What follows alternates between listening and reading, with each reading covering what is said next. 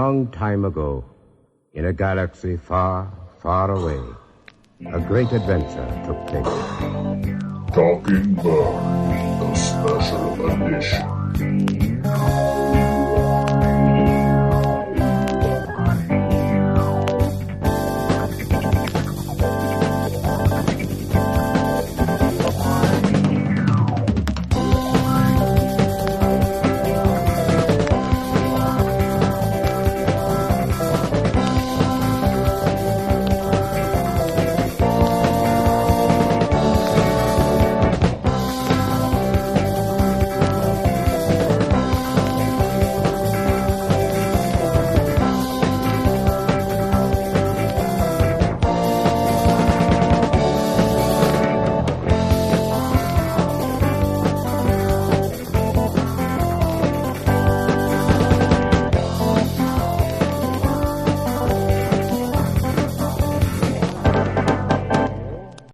Hello and welcome to Talking Bird, the special edition, episode 15. And I don't have anything for 15. All I can think of is there was a show on Nickelodeon when I was in college called 15, which was not its original name. It was like a teenage soap opera where all these Canadian, right? Yes, it was like it was called Degrassi. Well, yeah, it was like Bayside or West Side, I think is the name. And the only thing that it actually has that has kept it from being an obscure thing is that it was the first big acting gig for Ryan Reynolds, who played Billy, the annoying little brother. That's right. I watched that show. So because I was closer in age to 15 at the time, so I felt less bad about it. You felt like, it was like back in the day when you read Tales of the Fourth Grade Nothing when you were in fourth grade. Yeah, it's like, I gotta watch this show so I learn what high school is like, so that when I get there, I'll be able to fit right in. I just can't remember. I just can't deal with Matt's drinking. There was the one girl, we called her the breathy girl, and she was always mad that her high school boyfriend had a drinking problem. Anyway, I am your host, Robert Zachary, and you have already heard my co-host, John Llewellyn. Yes, hello. Hello. I'm trying to match your ebullient greeting. Your energy's up. I'm feeling good. I think we have a few more listeners this week. Yeah. Well, we're recording it now, so nobody's listening to it right now except you and me. Yeah. We have exactly the same number of listeners that we always do at this moment. Yes. But if you are new to the show, which I, welcome, first and foremost. Yes, hi. I'll just give you the quick history of the show. We started out as a tribute or discussion podcast about Adult Swim on the Cartoon Network's show Eagleheart, and then after that show ended, we took a year off, and what was the next logical step? Star Wars. So so now we are absolutely. We've been talking about Star Wars for 15. Well, when the episode's done, it'll be 15 episodes. Yeah. It's a casual thing. We are not the be all end all of news. Even though John, who is kind of the newsman of the group, he provides the line. Not much gets past him. So we talk about it in a casual manner. Yeah, it's a relaxed, fun conversation. I think what I enjoy about our show, if I may enjoy our own show, is that you don't really have to be like an obsessive Star Wars fan to enjoy it or to sort of follow along with the discussion. I mean, obviously, if you are, that's great. And I don't know how obsessive we are, but we clearly are following it pretty closely if we have a podcast about it. But, for people who are like, I kind of like those movies, let me see what these fellas are saying about it. You are also welcome here. So, yes.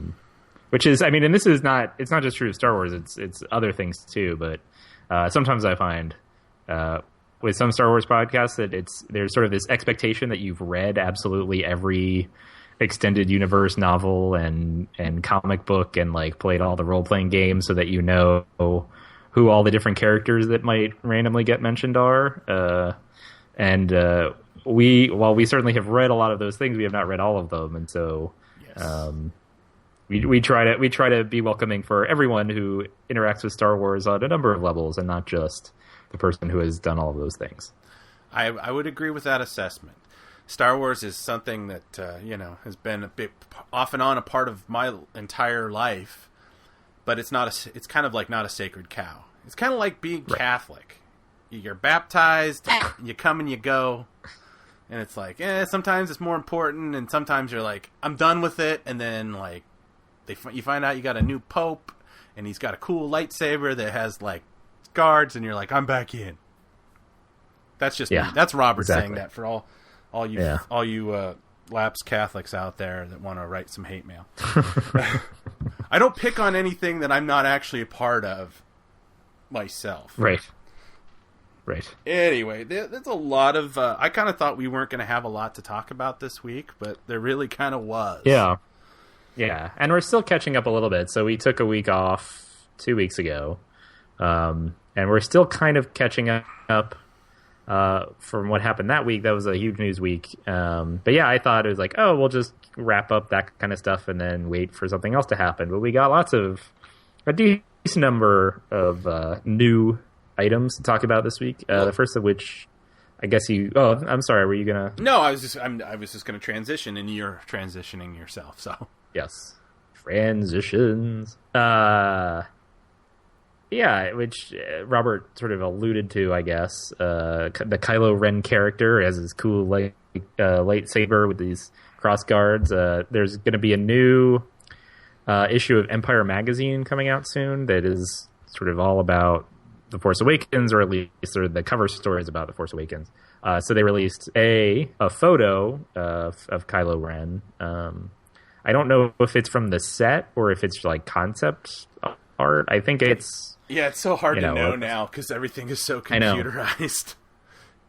It was like it was kind of like an action shot. I don't know how. Yeah, it's an action shot. He's got his lightsaber out and he's looking through the snowy woods. And then the other piece related to Kylo Ren is that they released an excerpt, I guess, of an interview they did with J.J. Abrams, director, and he clarified about who Kylo Ren is a little bit more, and who the First Order is. So Kylo Ren is not a Sith. Supreme Leader Snoke is not a Sith.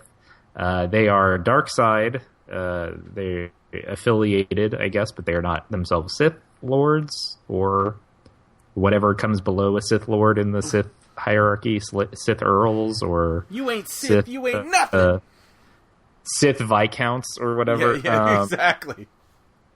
And he also gave us a little more backstory on how the First Order, or sort of where it fits into this galaxy. And there's a quote that I won't directly quote here, but basically the idea is what would have happened if the Nazis all went to Argentina, but then started working together again.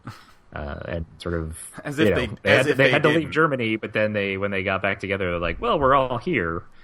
Let's just keep going. And so the First Order, I guess, kind of sees the Empire's work as unfulfilled. Darth Vader is maybe a martyr.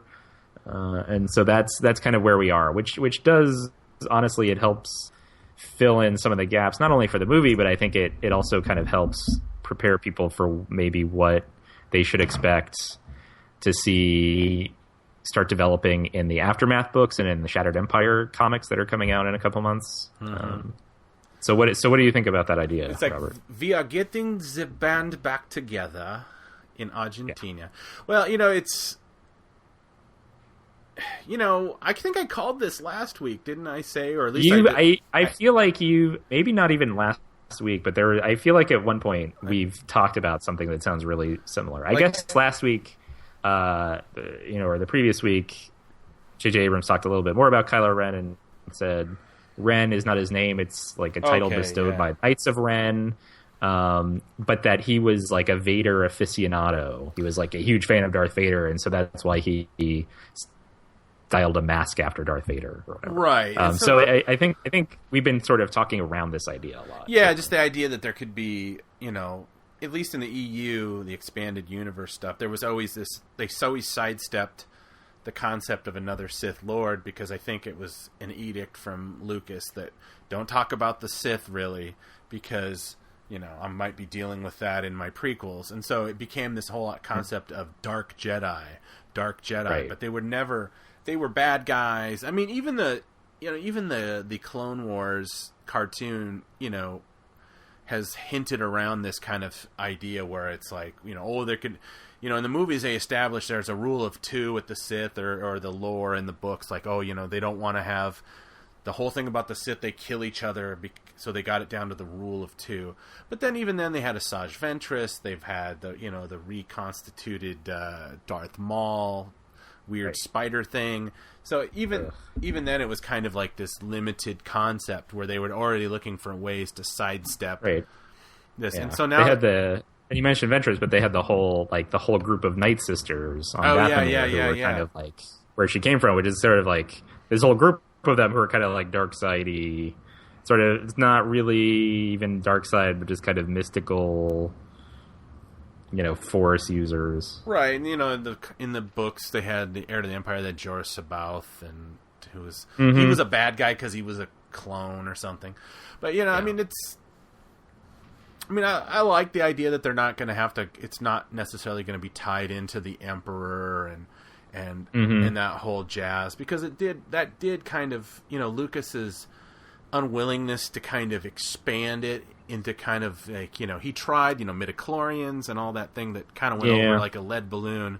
So I almost feel like by the time he came to do Attack of the Clones, he kind of dialed it back a bunch, and they would just kind of vaguely hint about, chosen ones, or actually I don't think they mentioned that whole prophecy in the Attack of the Clones. I think that didn't actually even come up till Revenge of the Sith. And I mean, it was like they hit it hard in Phantom Menace, and then in Revenge of the Sith, Ewan McGregor just kept yelling, "You were the chosen one," a bunch of times or whatever. Yeah, but I mean, I will say this one of my favorite parts of that whole movie, Revenge of the Sith, is the opera scene with Ian McDiarmid and what's his face, where he talks about the Hayden Christensen. Yes, sorry, Hayden Christensen.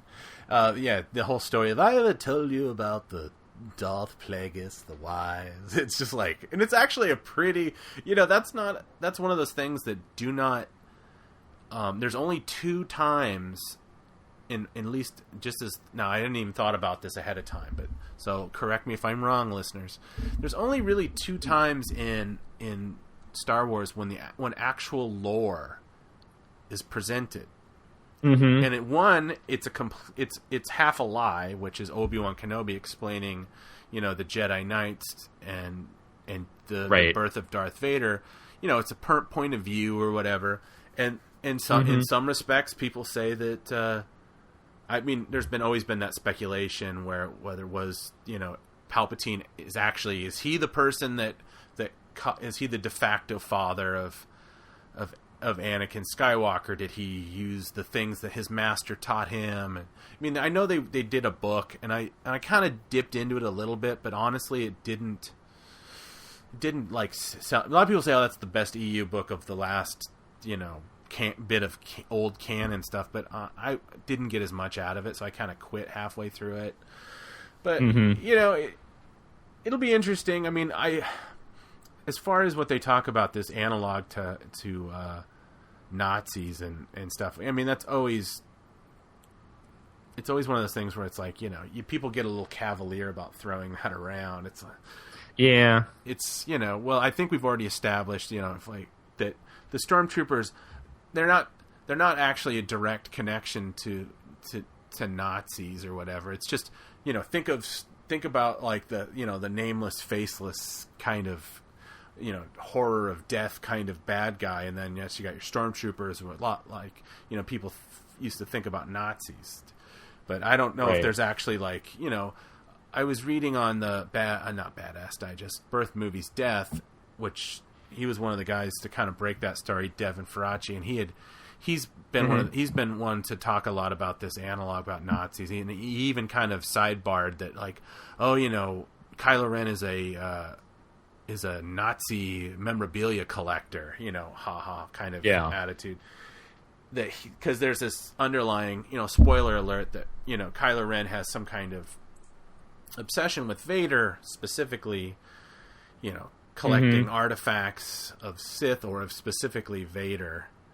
I don't know how true that is. I mean, it's like the teaser. There's that, the reveal of the melted Vader mask. We don't know if that's Luke, digging through that, or Kylo Ren. I mean, every indication has kind of said, well, yeah, this is a part of Ren's thing. He collects this stuff, which is, it's a little, it's a little strange, because it's almost like, is this some kind of intergalactic American Pickers kind of situation where he's like, negotiating for like, let me do a deal here.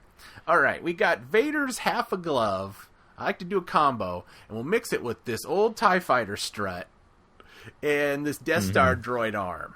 Well, what could you do me for this? Right. It's like, I hope there's not a lot of collecting going on in this movie. Right. I don't know. What's your take? What's your take on all this? Governor Tarkin's old storage locker. Yeah. I mean, on the one hand, so I was about to say on the one hand, but then I realized I have like 3 or 4 hands to present. So first off, I'll say, it makes sense to me just from a, script writing. They need to move the story along. They need to like set up the First Order as being different from the Empire in certain ways. And it, that's kind of a logical thing that they can do that everyone will go like, oh, okay, I get it. Like that without having to spend a ton of time on exposition, I guess. So I think, if they had to spend time sort of rethinking about, okay, well, what is happening after Return of the Jedi? What happens to the Empire? That's certainly kind of a logical place for them to land. Another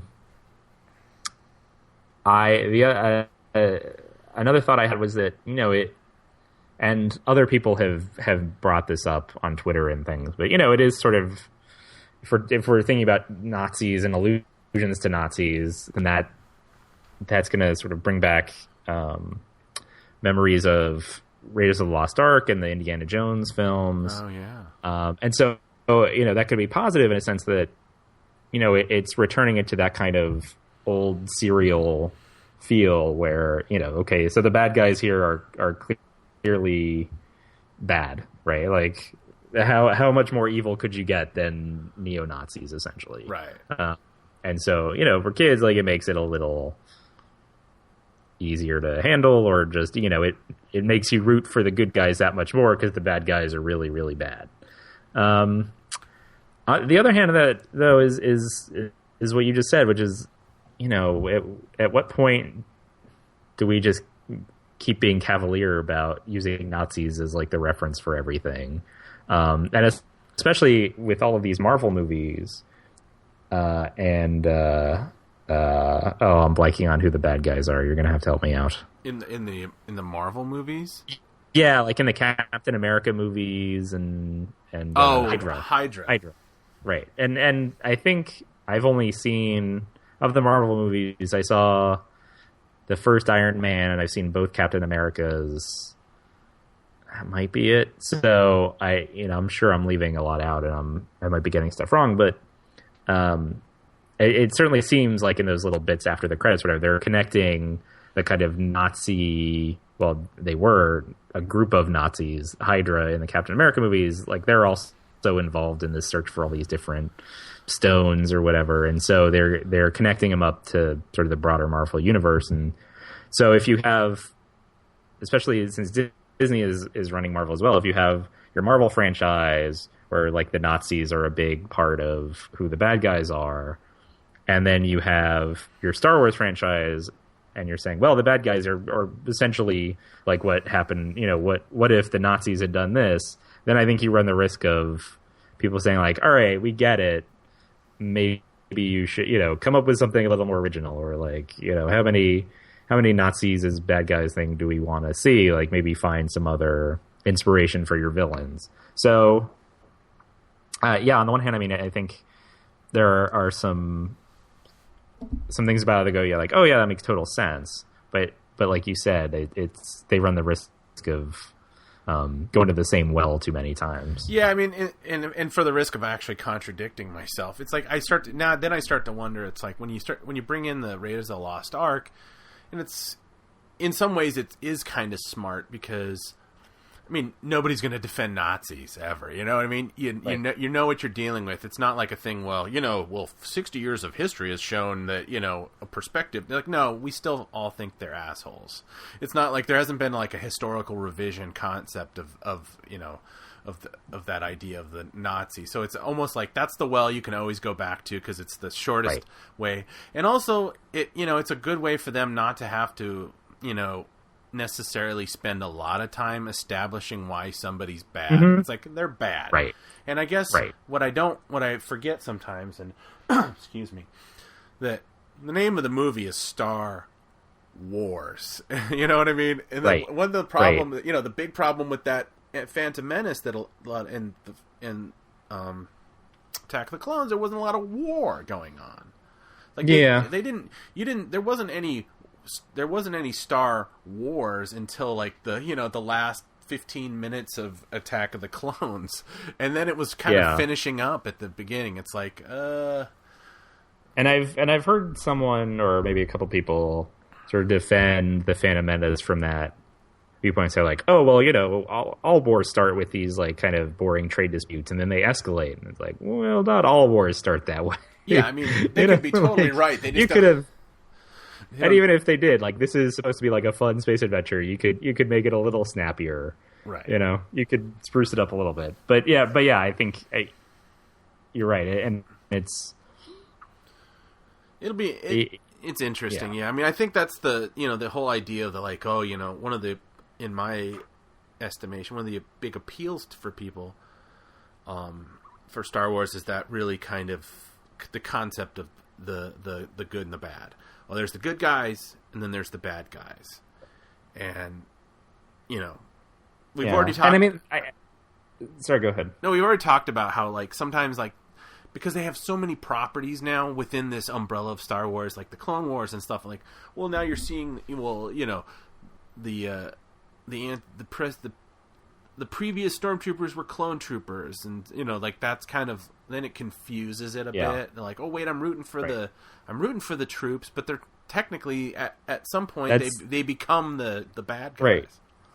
They're gonna start killing Jedi at some point, and then so that gray area doesn't work as well in Star Wars as it does in some other things.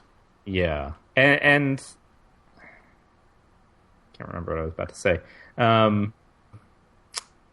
I think, I mean, they're already, they meaning like Lucasfilm and the folks in charge of these movies, are already running to a little bit of, not trouble, but they're already sort of running into this fine line that they have to walk where, on the one hand, they're saying, okay, well, the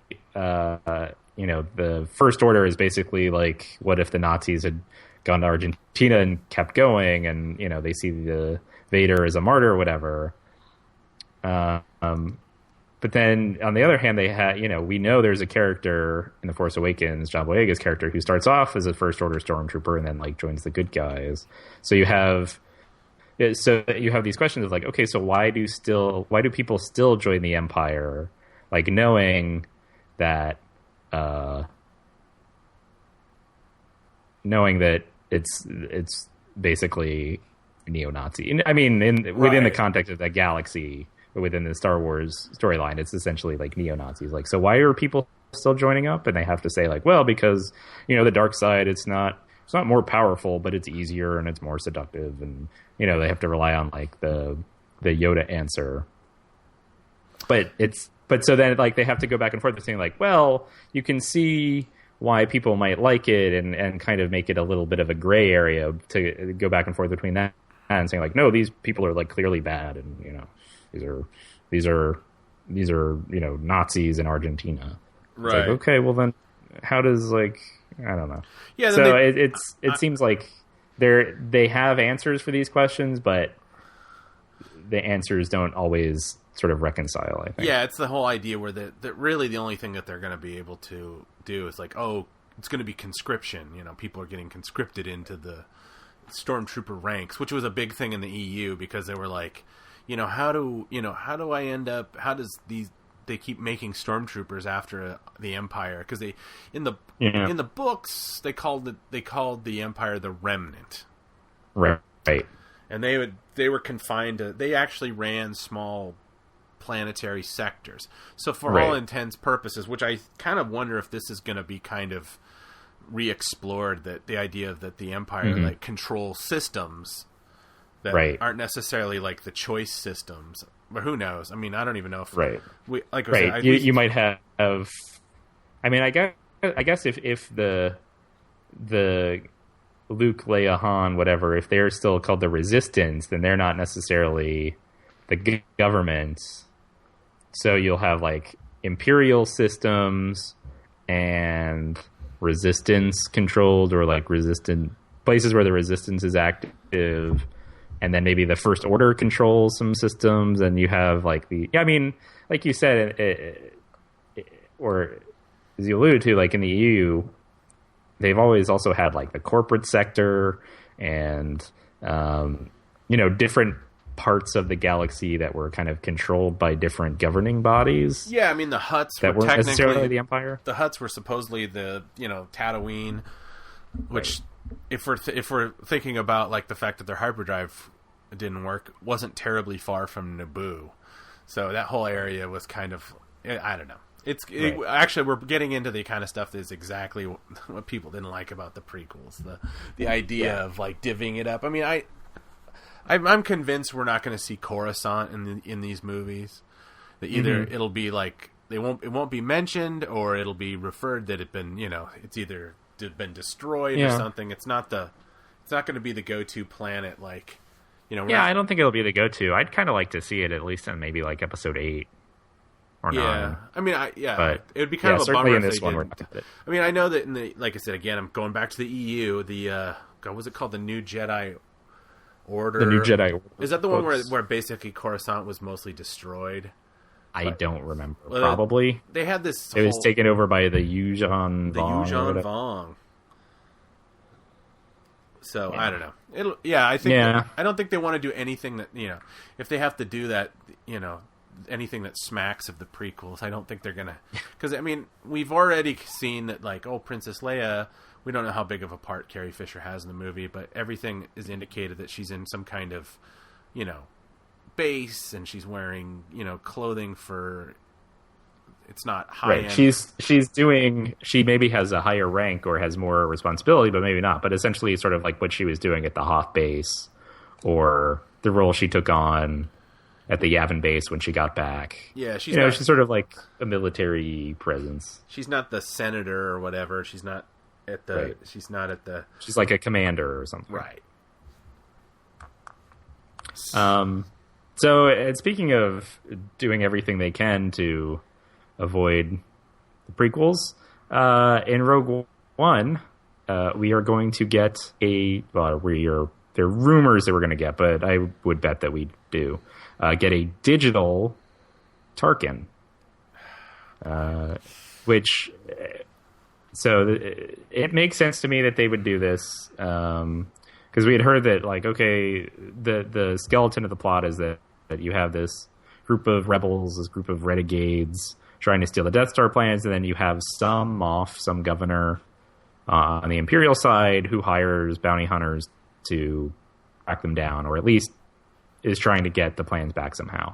And so it makes sense, I think, for that reason, for them to go with Tarkin as that Moff rather than someone else that we haven't heard of before. Because like we've been talking about, Tarkin is in charge of the Death Star. Like, this should be his purview.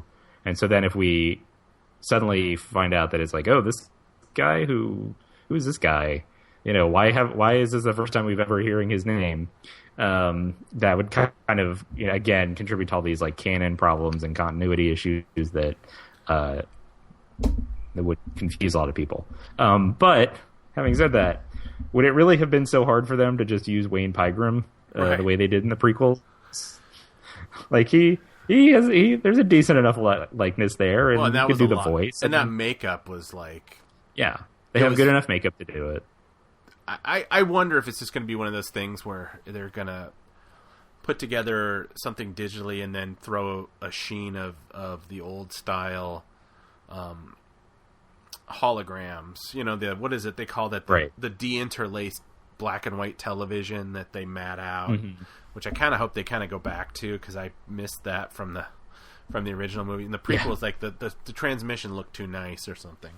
Right. But, yeah. I mean, we haven't heard like how big of a role Tarkin will have. So you're right. It could just be that some, you know, admiral on a Star Destroyer gets a message from Tarkin, and it's just like the little blue guy like talking to him. Yeah. And so that might be okay. I mean, I hope they use a voice actor or something, because, you know, the whole idea of just catching, you know, lines from outtakes or you know, re-editing stuff from the, you know, from the original movie, where it's all of a sudden he'll be like, this bickering is pointless. It's like the idea of like those pranked phone calls where they call up with like Arnold Schwarzenegger and they call people up like, who's your daddy? Who does he work for? Click.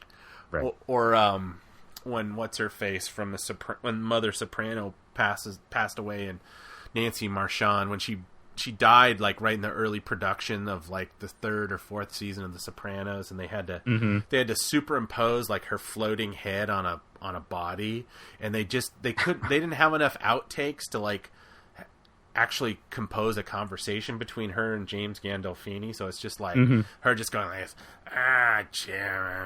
she's like moving her hand going, and you're like, and then like Gandolfini's like acting like you know, within an inch of his life, and this having an argument with his CGI mother, and it just never came together. I mean, and also the, you know, Jeff Bridges' young version in Tron Legacy, which is a movie I'm a big fan of, but that, you know, the whole young Jeff Bridges CGI looks so bad. It's just not convincing in the least. I mean, it's still Disney. I mean, I hope maybe the technology's gotten better, and when did that movie come out? 7 years ago or something like that.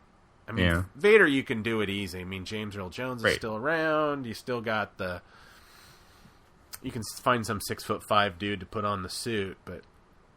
I mean, that's the thing about using Wayne Pygram specifically, is that he has the look, but then also, I mean, when he was on Farscape, Scorpius, I mean, the voice he did kind of was pretty similar. Or there were times where, you know, you could hear like, it's kind of Tarkin-y. So I think he would have the vocal ability to try to match it or get pretty close to that kind of like icy, you know, wherever in England Tarkin, or you know, I don't wherever Peter Cushing was from, you know. So you would be able to do it kind of visually and vocally just by hiring this guy. So I don't know. It could be that they want to show off this technology. You know, they could be that it's just not a huge part, so it wasn't worth hiring Wayne Pygram. I mean, the other thing is, I was thinking about it, you know, if it is a sizable part, it could be that they didn't want to use Wayne Pygram because he had played precisely because he had played Tarkin in the prequels, and so now it seems like, oh, well, he's taking ownership of this character now, and you would get this fight between like, who's the real Tarkin? Is it Peter Cushing, who was only in it the one movie, or is it Wayne Pygram now, who's done it all? You know? Oh yeah, like the argument that people make now that the guys, was it James Arnold Taylor that plays Obi-Wan Kenobi, and the guy that plays Anakin, like, well, technically these guys have played those roles for more combined screen time than the original actors, which, you know, you could make the argument. I guess.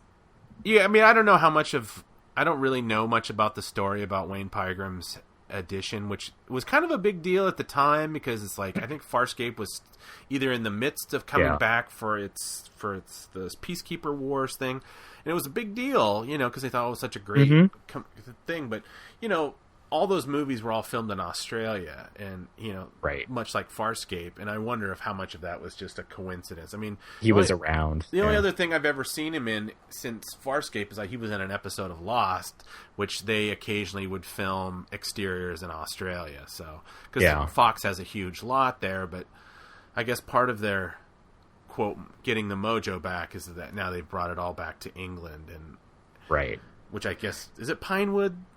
Or Elstree, I don't know. I don't think Elstree is it. I know it's Pinewood for sure. or they might be doing stuff at Elstree as well. I don't know. It's funny how like there was always that mythology about it, but when you really go back, you find out, the cantina scene was all filmed in California, and it was like, right. The truth is always much more nuanced than that. It's how all movies get made, right? Like they do snatches of things here and there, and some stuff was filmed in someone's backyard, and it's like the famous Goonies thing where they all look at the treasure in the kid's hands was all filmed in the parking lot at Warner Brothers or something like that. Right. Yeah. So, but you said that you hope if they do it fully digitally, you hope that they get a voice actor to do it. I don't know if this is it, but we have heard that Tom Baker is doing a voice. We don't really know for what. All he said is like, "Oh, I'm doing something in this new Star Wars thing," which I mean, that could be anything. Yeah, I don't know. Yeah. So I mean, what do you think? Is he our Tarkin, or is? I will say no. That being said, Tom Baker is my favorite Doctor Who, hands down. Yeah. He's not England's favorite Doctor Who. I found out years later that I always, he's actually the American. Right. Americans seem to prefer I Tom feel like he'd be like Americans' favorite Doctor Who, because that's like what they think a British Doctor Who should be like. But he's very like, I have a feeling, he's definitely, he's not he's a heavy set dude now or something. I think he's being hired. This is a voice, right? We've said, just doing a voice. I think so, yeah. I think he just said he's doing a voice in this new Star Wars thing. He has a very distinct voice. I mean, I don't think he's very... I haven't really... there's a real tradition in England where back before they brought Doctor Who back, they would do these things... This company called Big Finish would do audio dramatizations of Doctor Who's. And what they would do is they hire all the different actors that played Doctor Who, and then they would write a story within that timeline. Right. So he's got a long history of doing these kind of things, but I never really listened to them. I don't know if his... if he's very good at playing other things. I mean, a little bit is like... immediately I thought about the Hobbit movie, the first one, where Barry Humphries, I think is he Australian or New Zealander? I don't know. He was cast to be the head goblin, the Goblin King, which is a CGI character. And I don't remember which version of it. I think it's the extended version. He actually does a song and all this stuff. And yeah, I wonder if it's something kind of like that. It's kind of like, it's a little bit of nerd service. Let's get a guy from we've got we've got all these great people, and let's get a guy from Doctor Who in here. Like, we need a voice, and I can't imagine him pulling off a Tarkin. I mean, Tarkin has this kind of like urbane, patrician, clipped kind of almost like the what people would have based that mid-Atlantic accent that doesn't actually exist anymore. Yeah, and like Tom Baker's more like this. He's got very large teeth. And he's like, I remember I had a videotape of wait. Do that voice again, please. Like this voice right now. Shut up. There was a videotape I had because I went through like a really big classic Doctor Who phase, which was killed by the new Doctor Who because I hate it. I don't like the new Doctor Who. Anyway, one of the great ones was this great Douglas Adams penned 6-part serial that I guess either because of some kind of labor dispute with the BBC or something, BBC had to shut down production for a good many months, and then it became a scheduling issue, and they never finished it. And what happened is they tried to piece it together using his voiceover with Douglas Adams' script, some of the pre-existing filmed footage, and it was called Shada. And that was like, and he introduces the tape, and I swear to God, he's drunk when he's doing it. He's like, I wish I'd kept the tape. He's like, he comes out, he goes, "Oh yes, Shada." I mean, it's like he's even playing it even broader than he ever played. He's a broad actor.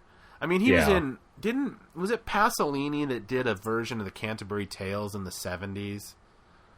I don't know. And you were asking me all these questions that I do not know. And it was like an X-rated Canterbury Tales where he's like, Well, the original Canterbury Tales is pretty bawdy, as they say. Yeah, they tried to keep it in the spirit of that. And not that will disqualify him from being in a Star Wars movie, but he's very loud and boisterous, and I've never seen him.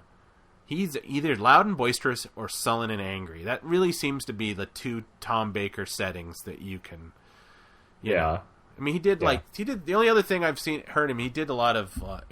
If you need a good example of his voice, he did a lot of the narration for the Little Britain series that came out a couple years ago. He would always narrate those, and his voice and Tarkin's voice, I can't imagine. Yeah. It would be. So what do you want to hear him do? What would be your best case scenario, worst case scenario for the kind of character that he plays? Well, maybe a Hutt of some sort. Although Hutts all speak in Huttese and stuff. I mean, I guess the only Hutt that spoke English was that really bad caricature Hutt that was in the Clone Wars movie. Is that Zero the Hutt? Yeah, like, hey everybody, what's going on? Yeah. Then he talked like this. He kind of had he was like a little bit Jim J. Bullock of the Hutt clan, or the what's this Truman Capote. It's like, I always thought that I would be the number one of all the Hutts, but I mean, like a Hutt character, because it's like that they want to bring. Yeah, because I mean, like we said, he's doing a voice. I can't imagine he's doing motion capture. Right. So it's either a character that doesn't move around a lot, or it's a character that moves around a lot, but like you don't need to capture realistic human acting to really get the character's acting down. Yeah, like I said, I hope it. The whole thing is that I always keep coming back to is like this. Any kind of stunt casting is only going to hurt Star Wars. Yeah, it has to be like, stunt casting is not Christopher Lee, because I think Christopher Lee, that was a great bit of casting, which actually may have saved Attack of the Clones from being kind of a garbage movie, because it was like, he chews scenery like anybody else, but it's like, he has the analog he worked with Cushing. They had that, even though it was it made perfect sense. It wasn't like this thing where it was like, let's have the guy that played Giles on Buffy the Vampire Slayer come in and play a Moff. Kind of idea where it's like, it has to serve the story. And as long as Tom Baker's role serves the story and it doesn't stick out like a sore thumb, then I'm all for it. Because I mean, I'm a Tom Baker fan, but I don't. Yeah. I just don't want it to be kind of a goof. Right. So what would your worst case scenario be then? Jeez, what could be the worst case scenario? It's a complete like winking cross contamination of Star Wars and Doctor Who kind of idea, like where his character goes into some kind of doorway that looks just like the TARDIS door, or his character has a big long scarf on. He has a big long scarf, and and he has a herpy on his lip like Tom Baker had on some of the Doctor Who series. He'd like have a crusty like cold sore on his lip, and it could just be I'd just be groaning.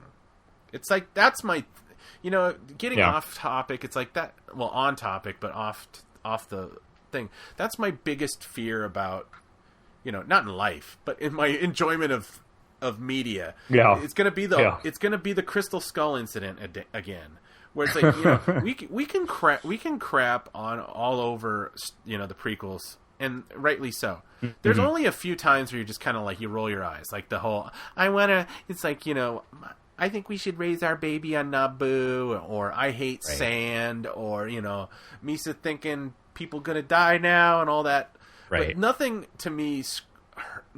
like hurt me more than in the first seconds of Indiana Jones and the Crystal Skull, when the Paramount logo, brilliantly, Spielberg in the first one had it, morph into a real mountain in in Peru. Whereas, 20 some odd years later, it morphs into a gopher, and a CGI gopher sticks out of it and makes a squeaky. I was gone, and I'm usually pretty forgiving. It's Caddyshack all over again. Yeah, it's like, I'm pretty forgiving of movie thing, but that took me out of it. I never recovered to this day. It's like I almost got up and walked out. If I had been on the aisle, I would have left.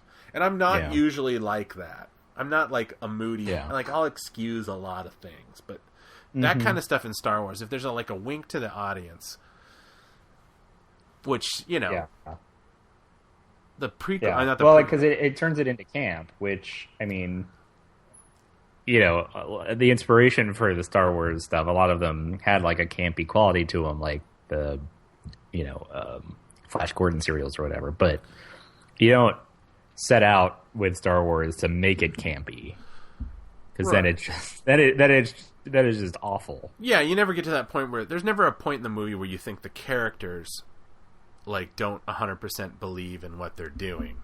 Right. No, if the viewer doesn't, that's one thing. But if the characters don't, it's like, Yeah. I don't know.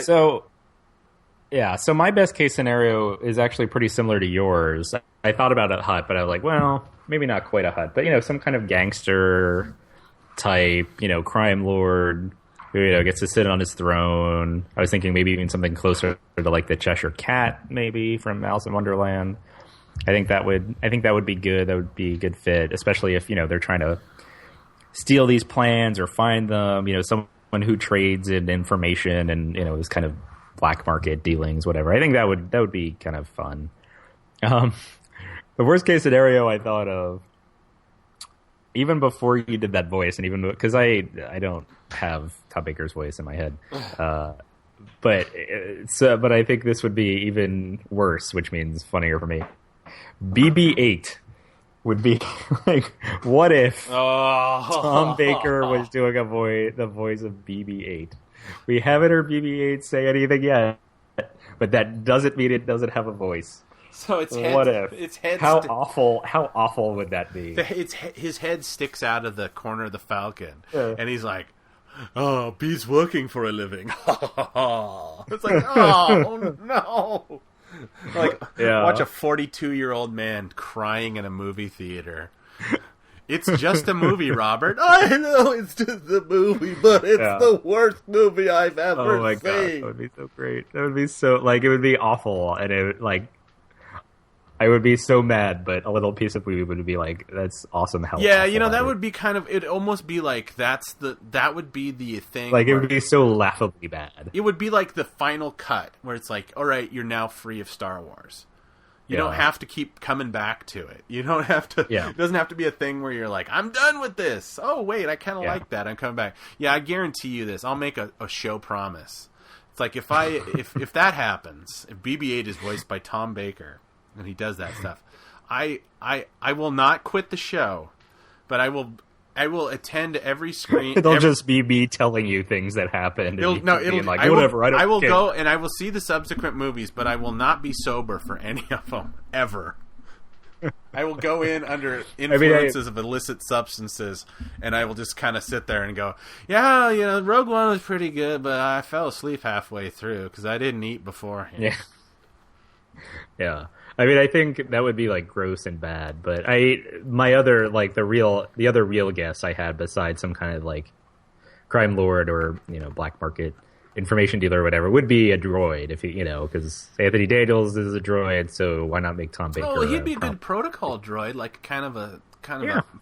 maybe like a prissy, like a sassy protocol droid. Yeah, like the TC-14 in Attack of the Clones or whatever, in Phantom Menace was not, wasn't prissy enough for my. Yeah. I expected protocol droid telling me to eat chuta and all that stuff. Yeah. So there's a nice way to transition out of that one, which is that all this stuff we're talking about, a digital Tarkin, Tom Baker doing a voice, and who knows what that could be. There was a article, I can't remember where the article was published, about ILM's kind of research and development lab, the ILM X Lab, which for me tied into the article that came out in Wired around the same time as the big Vanity Fair issue. And the Wired piece was sort of like an oral history of how ILM got started and developed. And really, for me, the big takeaway was that that George Lucas's, I guess, least controversial legacy, his greatest achievement perhaps even, is setting up ILM as this kind of not entirely independent and stable, but, they can basically setting them up as this kind of like research and development effects house so that they're always sort of trying to move on to the next thing, to build the next thing, to develop the next big innovation so that, they have it in-house when directors and production houses come to them and say, we need you to do the effects. Can you do this? And they're like, yeah, we're doing it here. They don't have to, purchase the technology or try to hire the people to do it, which costs even more money. So there's kind of two big, I don't know if you want to call them revelations or just points made in the article about ILM's X Lab recently that struck me. One is that Gareth Edwards has been using Oculus Rift, the virtual reality helmet. I don't know what it is even anymore, but the latest in virtual reality they're technology. Goggles. Yeah, okay, goggles then to sort of preview and tweak set designs. So they're loading the set designs into these goggles so that he can. It's not just that he's looking at a model; he can stand in essentially a mock-up of the set and see what it feels like to move around in the set. So you can say like, well, we need to move this over here, or this needs to be brighter, or that needs to be a different color, things like that. That part I think is actually really neat. And, really, really cool. The other piece of it, I really don't know how I feel about it. I'm pretty sure I know how I feel about it, but it makes me sound old, feel old to feel that way. And that is, so there's a big paragraph here I'm going to skim through and read a little bit of. But it says, it's basically that they're figuring out ways to make, I don't want to say interactive, movies more interactive, but basically where you can be in a theater watching the film, episode 8 or 9 or whatever, and then, as a scene happens, you can be sitting in your seat and be like, oh, I wonder, I want to see what happened just before this scene, that was in this setting. Like what, when Boba Fett, or I'll make an analogy with Empire Strikes Back. Like say there's that scene where the Millennium Falcon escapes the Star Destroyer and then Boba Fett chases after him and you just see like a brief shot of Boba Fett in his ship flying away. What if you were in the theater and you could watch that scene and then you could say, well, I want to see what Boba Fett was doing in his ship prior to that. And so you could, get on an iPad or some tablet and kind of watch additional footage that was sort of taking place in a different setting or, just after or just before what you saw in the film. Instead of just having to wait until you get the Blu-ray and it's a deleted scene or something. So they do it in the theater? That's what that's what the author was saying. Like, oh, what if you could do it this way? And that, someone at ILM says, what if there was a version where it's more like, I still want to tell that story, but the running time is too long. So what if there was what if I still want to tell that story, but it's just better in virtual reality? So let's develop this thing as like a parallel story. Let's release this clip with multiple things you can explore and give the audience something that they can sink their teeth into if they want to engage in the movie in that way. And so there's someone else there who is more involved in like the virtual reality, augmented reality stuff. They say this guy, Gaeta, sees a world where cinema becomes real-time and reactive, where audiences can virtually inhabit the worlds of their favorite characters and use them to tell their own tales.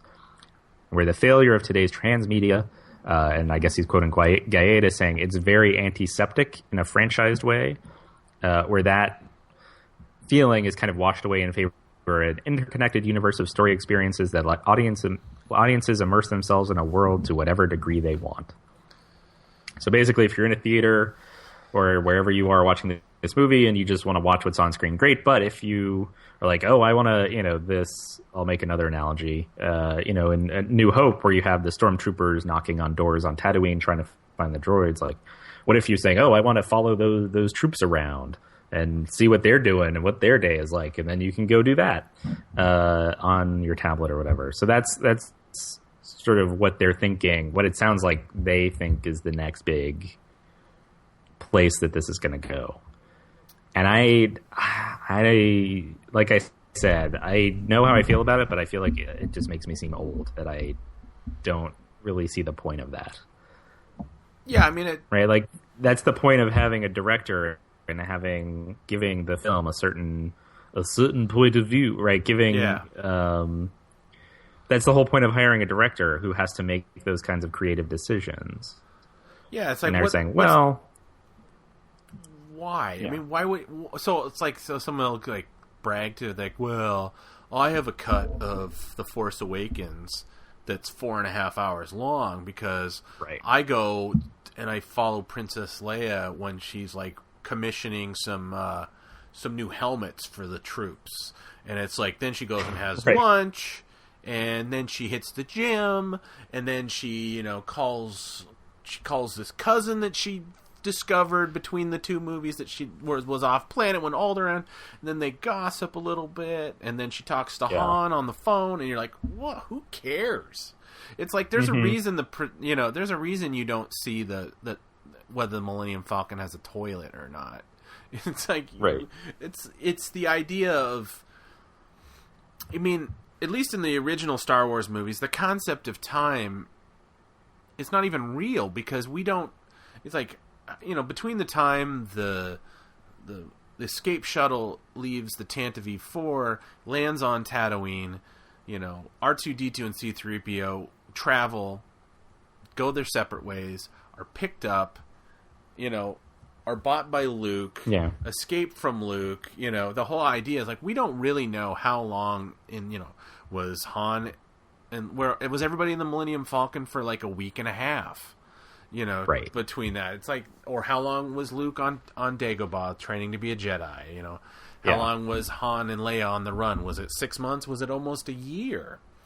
We don't know those. In some ways, we really shouldn't, because time becomes elastic within the confines of the story. All it really matters is these things transpired. When you start to add things that, like, you're adding gravitas or weight or whatever to inane things like people walking down hallways, or like let's follow this robot on his rounds. I mean, that's all well and good if somebody, and one, it's like, if this is something that people are gonna be expected to be able to do in the theater, that would probably be the straw that broke the camel's back for me about not wanting to go to the movie theater anymore. And I might, it's like, that's already an issue for me, where it's people seem constantly distracted, like they can't focus. Like movies have kind of seemed to get a little too long. Like these superhero movies seem to build a bit too long now. Yeah, where it's like they're 2.5 hours or 2.5 hour movies, and to me that's totally germane. If you want to release like a cut, like I want to go to the theater, I want to see the Avengers, and it's 2 hours long, great. If you want to release it on Blu-ray with like, we added 45 minutes back in, we came out with a more leisurely cut, that's great, because you're sitting on your couch on a Saturday night, you got nothing else planned, you can watch, you can watch that. You can even release it twice and make people buy it twice. Now, having that concept exist in the theater simultaneously, where someone gets a 2-hour movie, someone gets a 2 hour and 45-minute movie where they're on their iPad. It's like, I can't even consider that a real option. Yeah, I agree with you. I mean, and the Simpsons DVDs for a while have had, for at least a decade, maybe even 15 years, have had, this thing where if you're watching, if there's a deleted scene, if you're watching a little, like, icon will appear on the screen in the middle of the screen, and if you press enter, then it shows you the deleted scene or whatever, and then it goes back to the normal show. So I think it makes total sense to structure the Blu-rays that way rather than releasing and I know why they release 8 different versions of a movie, it's so that they can make money, but if this is truly the experience they want to give people, then it seems to make more sense to release the Blu-rays that way, where you say, okay, here's the Blu-ray. It can be, the running time it was in the theater is as short as it'll be, but you can make it up to 5 hours long if you want, just by, hitting your button or whatever. An icon will pop up on the screen, and you can hit an icon, and then it'll show you this 20-minute long shot of just, Princess Leia sleeping in her prison cell on the Death Star, just waiting for something to happen. Well, they have to film all that, and it's kind of like right. Well, and that's the other thing I was thinking about too, is not the filming of it, but also do you score all of that? And well, you at least have how does that work? The snoring sound effects of Princess Leia snoring, right? Yeah, I mean. Obviously, I'm not a kid, and I'm not the target audience for this. Because, I've used... there is that... they call it enhanced second screen or whatever that they did for right. Tron Legacy. It's like you download the app. It's like Iron Man, I think, had it. Prometheus had it. You can... And, I have an iPad, and I put it up, and so I get bored within 10 minutes. A lot of time those movies aren't so great that they... that they really seem to want you to delve into them anyway. And also, say, even something that wasn't a great movie, like Ridley Scott's Prometheus, if you bought the special edition Blu-ray, you actually got a 3.5-hour documentary that covered most of the behind the scenes and even some even stuff that was kind of what this guy's talking about. It was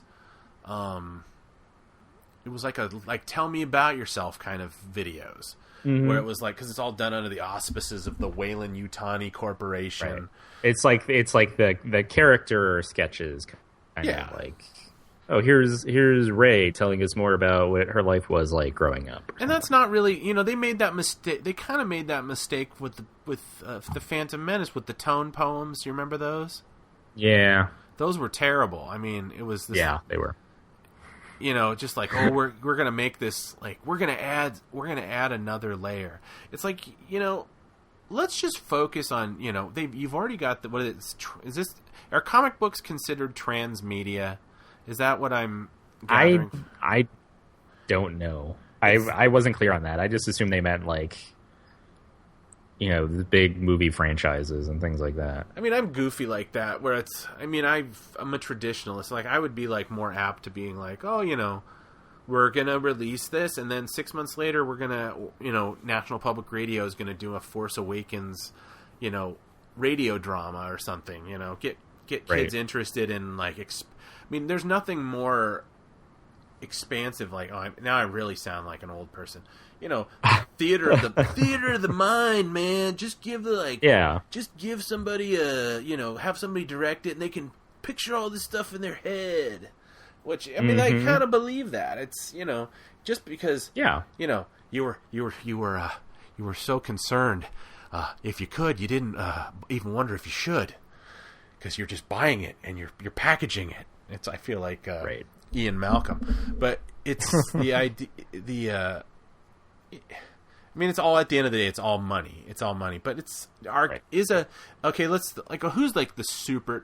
super target Force Awakens audience, really, or the next movie? Is it going to be 9-year-old boys and girls? Is it going to be are they? Yeah. It's what are they? Basically everything has to be ported over to your mom's phone if they're going to want a 9-year-old kid's attention. You're gonna have to port it to your their mom's phone, because that's the only thing that they care about at this point. Because that's my limited experience with the the young kids of today, which I'm no expert. That seems to be the only thing that they ever care about. It's the question is, what's the passcode to your phone? Like they just want to look at your phone now. Right. I mean, so the other thing that I think, and I'm trying not to get like too serious about like the future of film technology, because it's film technology, whatever.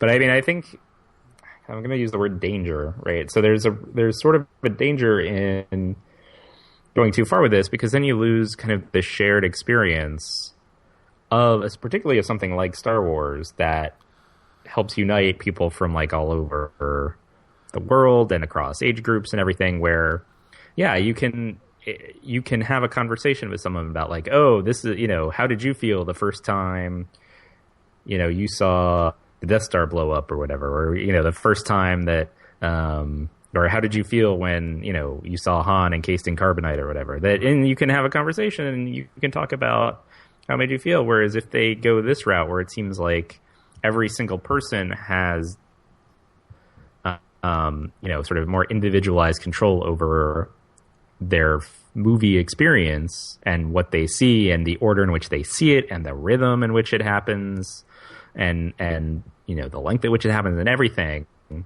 then you're going to lose that. And you're going to lose that sort of broader sense of like community of watching a movie and enjoying a movie as like a communal experience. Right.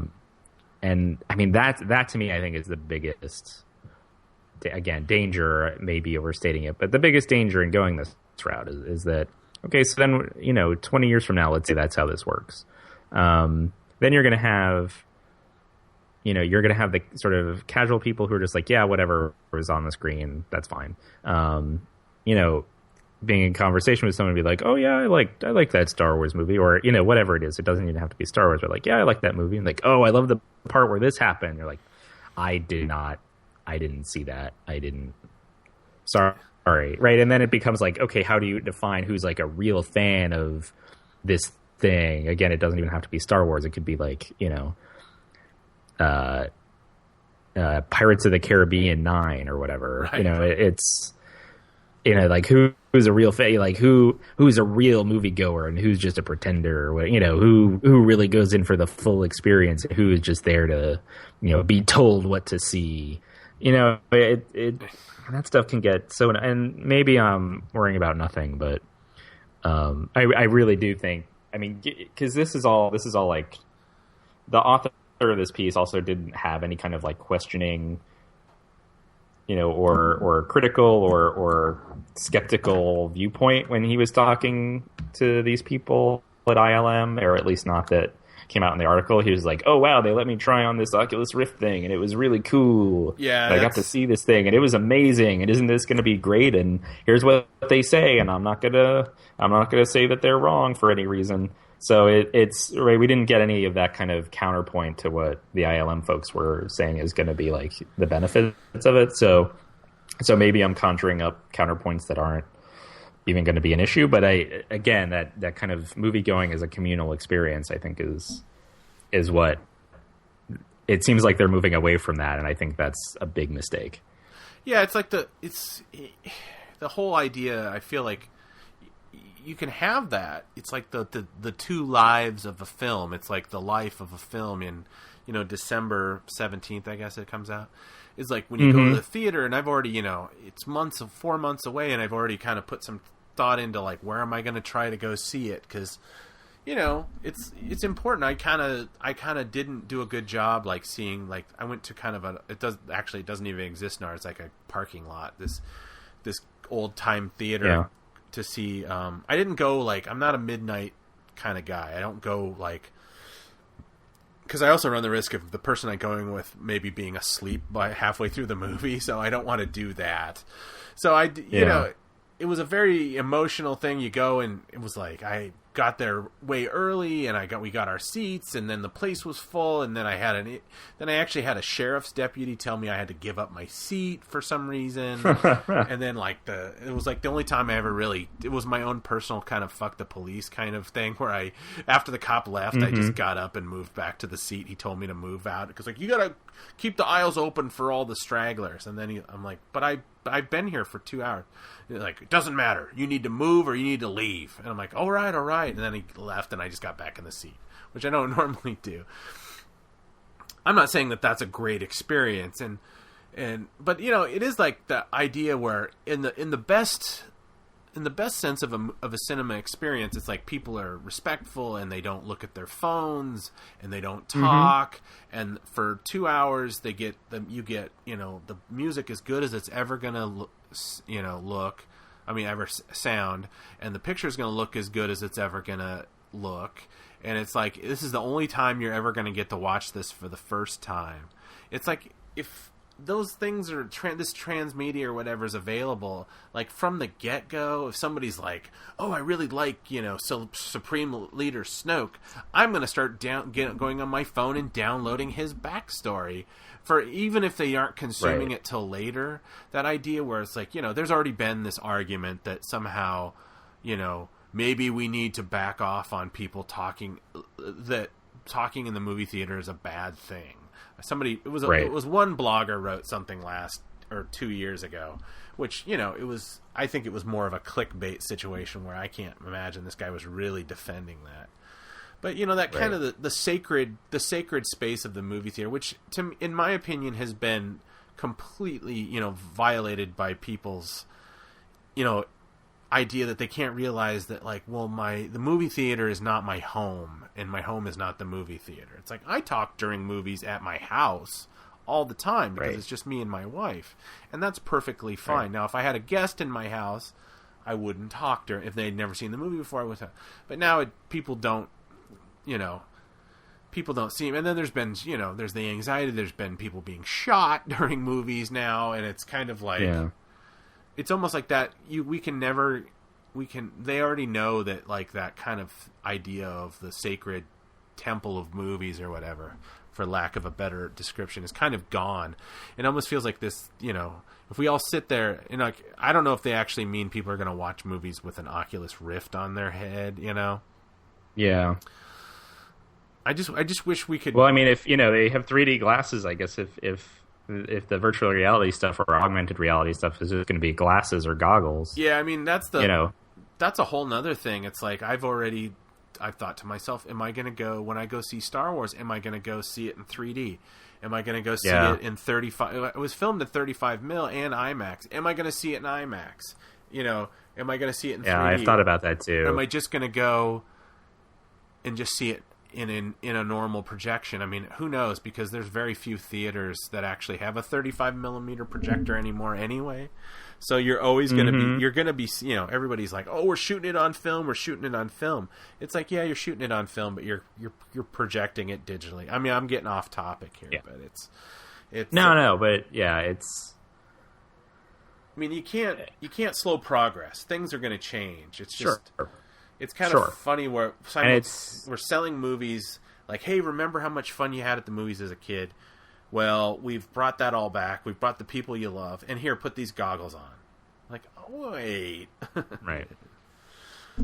Well, I think what it ultimately boiled down to is it's the same thing with whatever technology is available now, right? It can be used for, it just depends on what the director wants to do with it. If, this is what ILM is developing, and it's just available to whatever, whoever is able to hire them. You might have some directors who go all in on that, and it just becomes overwhelming and too much, and this kind of dystopia that we are currently fearing, or it could, some directors could say, I want to use this sparingly, when it's appropriate, and it could just be like little touches here and there that do add something.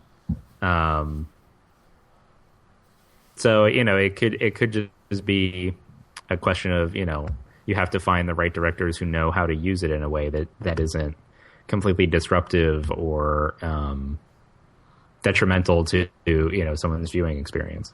Or, again, to the collective viewing experience. Well, and also, back to this collective viewing experience, it's like, like I said, I believe in that kind of sanctity of the movie theater, that you keep your mouth shut, and the only sound that should be out of your mouth is a gasp of shock or or laughter if something's funny. basically what my point is that the idea of doing kind of almost an interactive movie, it's not really that novel. I mean, in the 50s or late 50s, William Castle would do this with Mr. Sardonicus, where they have skeletons coming down, and they would try this interactivity way before even the birth of the internet, and really it was just a fad. I mean, I think people kind of want to get in the way this entertainment. It was a way to sell more tickets. Yeah, and it also hits the entertainment like this hits the brain, best in a passive mode. If you're being passive, you got your soda, you got your corn, you're being slowly, sugared and fed like cattle as the multi-million-dollar pictures just shoot into your eyes. This idea that you're like, well, I'm going to be, effectively, if you're picking up an app and you're going back and you're expanding, you're in learning mode, and learning is an active, the active mind, and it's like, well, that the active mind is not the best way to learn. I mean, I'm sorry, not the best way to be entertained in my estimation, because as humans, it's like we're all naturally we want to comment, we want to extrapolate, we want to try to how to fit new information into our old paradigm, and that's usually coffee after the movie. It's not during the movie. So if they really think that that's what they're going to tap into, I see it being just more of a distraction, like, I've got my Oculus Rift, or I need to plug into this, or my phone battery's dying. It's like, I don't know. It's, and even at home video, when you get to the home video portion, it's like, oh yeah, I've got all this interactivity, but it's, even on something like the Star Wars Blu-rays, they have a setting where it's just play all. And when I want something in the background while I'm, I'll just hit the play all. I don't want to have to go every 5 minutes and make another decision. I just want, when I'm being entertained, I want, just make the decision for me. Because, there's, in small little parts of my life, I try to do things that are artistic, and that's when I get to decide. I don't need to make decisions about your art. Present it to me, and then I'll decide whether I liked it or not. But don't ask me to finish it for you. It's not a... Even though choose your adventure books are great, but I've never... when I was a kid, I never walked away from having read a choose your own adventure book where I ever felt like, one, I ever was an active participant in the story, or two, I ever got a wholly good story. There always seems to be a compromise when you're not telling just... a story in an amount of time. Right. But that's my take. Yeah. No, I agree. I think those are all good points. So in the interest of time, I guess, we have a couple other things to touch on. We'll move away from the sort of new futuristic technology coming to your movie screens. And now we'll talk about books and comic books. Books. So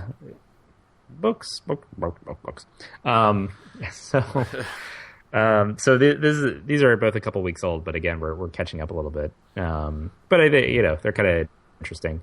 One is this book that's coming out in October. It's called Rise of the Empire, and what it is they're repackaging two of the relatively new novels, A New Dawn and Tarkin. So they're putting those together, and then they're adding 3 short stories, and selling it as one thing. So, and my guess is that this is sort of their way of, for people who aren't going to start paying attention until all the new Star Wars stuff until October and November, as everything else kind of ramps up, and they are like, oh, where's a good starting place for novels? But I heard that they got rid of some books, but they're still publishing them, so I don't know where to start. So like, okay, here's a good place to start. A New Dawn, Tarkin, go from there. The 3 short stories are interesting. I won't go too detailed in the plot synopses, but one of them is about Hera from A New Dawn / Star Wars Rebels. One is about Tarkin, as well as Count Vidian, who appears in A New Dawn, and then one is about an Imperial officer named Ray Sloan, who also first showed up in A New Dawn. It's the timeline of them is kind of interesting. The Hera story and the Tarkin Vidian story both take place sometime during the Empire's reign, but before the events of Star Wars Rebels. So I don't know, between like 6 and 10 years before A New Hope. And then the third book, the Ray Sloan book, is during the Battle of Endor that takes place in Return of the Jedi. So I mean the biggest thing it seems to me is, and I think we've talked about this before, is that A New Dawn, that book, and sort of by extension Rebels, I guess, really is kind of the jumping off point now for a lot of how they're building the canon, I think. And we've talked about how a lot of these novels that they've been publishing were already in development and being worked on before they declared, all the other books not canon anymore, and legends and whatever, right? So they're kind of like, well, they're canon, but only because they just haven't been published yet. Whereas, and Tarkin may be in that way too, but that was sort of like, here's a character that we never really learned much about. It's brand new, and it ties into kind of the original trilogy era. A New Dawn, this is sort of the book that previewed Star Wars Rebels, or was a prequel to Star Wars Rebels. And so that really, at least for the books, that's kind of like the jumping off point, it seems to me, about how they're developing characters and okay, here are these characters that we know are pretty safe, like we know who they are, so let's start building backstories for them, or seeing what they do after the particular novel takes place. And go from there. But I once we get to Aftermath and The Force Awakens, those will probably take the place of that, and that will become the new jumping off point. But I mean, it really seems to me that A New Dawn is kind of where they're starting. Well, you've read those books. Would you agree with that assessment? There's a good place to start. I actually do. I think A New Dawn is the best of the new canon crop of novels. I mean, the one thing that I think is kind of annoying about A New Dawn is that so this is where Kanan meets Hera for the first time. These two characters in Rebels that, in Rebels they have this like, kind of longish complex relationship, this like deep emotional connection or whatever. But this is A New Dawn is where they first meet, and so you get a lot of like male gazy passages about Kanan just like seeing Hera and like, oh, she's so beautiful, and like, oh wow, and her eyes and her leg, what it is. So there's a bunch of that kind of stuff that gets a little weird after a while. And it's done in the context of like, yeah, he's like lusting after her, but she is not interested in him, and she's just like, yeah, she has a job to do. She has a mission that she's carrying out, and he's just kind of there because he got in her way in some ways. So it's not like reciprocated, and it's not rewarded really, but it's after a while, after like the third or fourth time, you're like, all right, I get it. Like, she has nice eyes or whatever. Having said that, I think overall it's the best written. It's the most interesting. It has the best balance of like character development and action and humor, and it's kind of all of those things that you want from sort of like a Star Wars novel. And we've talked about how the Star Wars books have become so many different things. But, when you think of, I want a Star Wars story, like A New Dawn is probably the best example of that, of the new crop of novels. And it's the best written of them, I think. Cool. Yeah, I don't know. Yeah. I don't know. It's like, I still don't know if I'm going to bring myself to read those. Yeah. Hey, I mean, the other thing it brings up is so John Jackson Miller wrote Kenobi, the novel that came out right before they announced it wasn't canon anymore. And he's written some comic books and some, Knights of the Old Republic stuff. But then he wrote A New Dawn, and then he's also writing one of these short stories. I can't remember which one. I want to say it's the Tarkin Vidian one, but it might be the Hera one. And so, this, I wonder, like, is he sort of the new Timothy Zahn, where he's sort of setting out like the big kind of not really like story beats, but like, okay, this is a thing that happened and is important, and this is a thing that happened and is important, and then everyone has to kind of work around it, maybe, in what they write from then on. Like, someone can take, a character like Ray Sloan and write short stories about her and the novels, and because I think she might even be in Aftermath too, but I can't remember.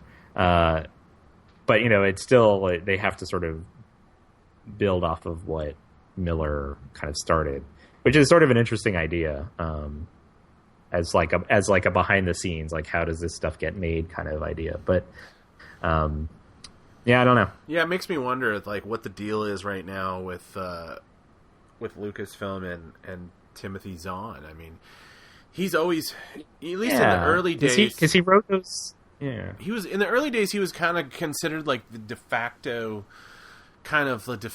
Junior George when it came to the expanded universe. And then he kind of did some lesser known books that were, I think Outbound Flight was one of the ones he got. I mean, he tended to deal with his characters, the ones that he created, like Marta Jade and Zahn, Thrawn, and he had to, like, he would deal with that kind of stuff. And then he did a few other ones that were not necessarily as heralded. I mean, is he done doing Star Wars? I mean, I think it would be kind of maybe they're keeping it as an ace in this up their sleeve or something, that, like, it could be. If these books don't, we're just got to do the groundwork and then we'll bring in the big names or something like that. Yeah, I don't know. I mean, because he did the sort of first big trilogy, the Thrawn trilogy, and then he kind of nibbled around the edges of it with the Outbound Flight, and there was another one that sort of told the story of, like, Thrawn, and then there was that what was it called, Allegiance and Choices of One, which have Mara Jade in them, but they're sort of about exactly what the book titles say, is sort of about moral questions. And then he did that Ocean's 11 book, I think. Oh, Scoundrels. Scoundrels, I think it's called. So he kind of worked off and on throughout the last 20, 25 years. But it seemed like the stories he was taking on were kind of smaller and smaller stakes within the context of kind of the broader Star Wars timeline. So I don't know if they just weren't offering him kind of like the juicy storylines, or if he just decided, like, what, I like these characters, and so, if I have a chance to write a story that lets me have fun working with this character, that's fine, but I'm not gonna try to recreate that original Thrawn trilogy, because that's not gonna happen.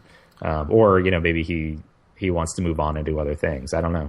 Yeah, I mean, who knows? I mean, I heard some rumors that they actually had briefly considered making the Thrawn books into the movies. That was one of the... Right, or incorporating them somehow. Yeah, and I think, who knows? Maybe there was some kind of dispute. They tried to lowball him and he got mad, and so now they don't want to work with him.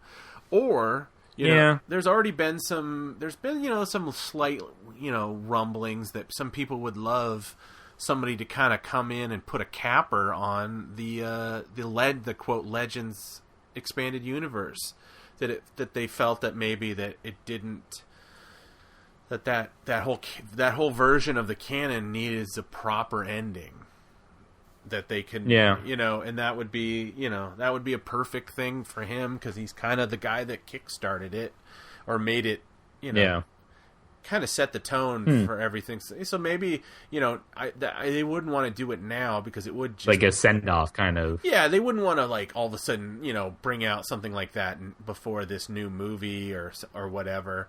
Right. And scare people and go, like, wait, do I need to be reading this book to understand? Like, wait a second. This is like, Right. Like, Luke has a kid? I thought he didn't, I thought in the movie XYZ... Right. So maybe they're gonna, maybe they're like, hey, just cool your jets. In 5 years, we're gonna come back, and you're gonna close off the, when it's less confusing, you'll close off the EU with a trilogy of books or something, and and then we'll put a capper on that, and maybe you can write, the novelization for episode 9 or something. I don't know. It's obviously it's just pure speculation on my part. I don't know. Like I said, I've only really read one of these books, which was the Lords of the Sith, and I wasn't pleased.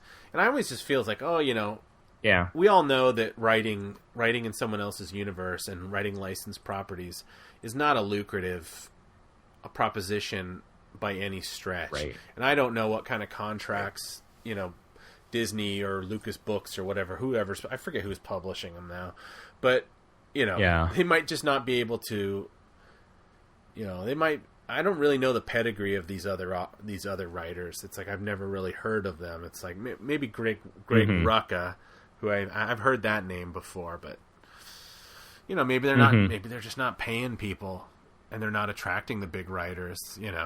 Or people are wary. Yeah, I don't know. I don't know if I want to get into bed with this huge. I mean, we referred back to Karen Travis's her whole issues back even before the acquisition by Disney about her running afoul of Lucasfilm with some of her being a little bit more, taking a lot more ownership over characters that she doesn't own.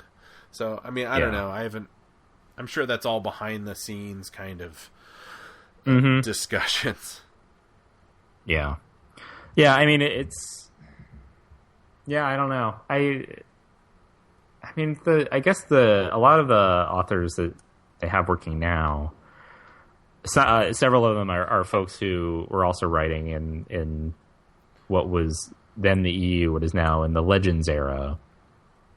Right, because I know the guy who wrote Tarkin also wrote the Millennium Falcon book and maybe the Death Star book and a couple of... Oh, which one was maybe that? The New Jedi Order. Was that James Luceno? Yeah, James Luceno or Luceno. Yeah, and I thought Tarkin was okay. Like, I guess he wrote. I didn't dislike it. It's decently well written. There's just not a lot that happens. It's just not. It wasn't very exciting to me. It was a little dry for my taste. Oh, he wrote the Darth Plagueis book, which people can kind of consider one of the best of the EU ones. And he wrote a lot of stuff for the New Jedi Order books. Yeah. So, yeah, I guess I didn't even realize that. But I mean, I don't know if we'll get to the full story on this today, but there's going to be a novel based on Battlefront. And that guy who they're getting to write it sounds like he's written some of the scripts for Uprising and for some of the video game side. And I know, like I said, John Jackson Miller had written stuff for like the comic books, and he himself is like a comic book historian. So it seems like, and I don't know the extent to which this is new. I mean, it may have always been this way.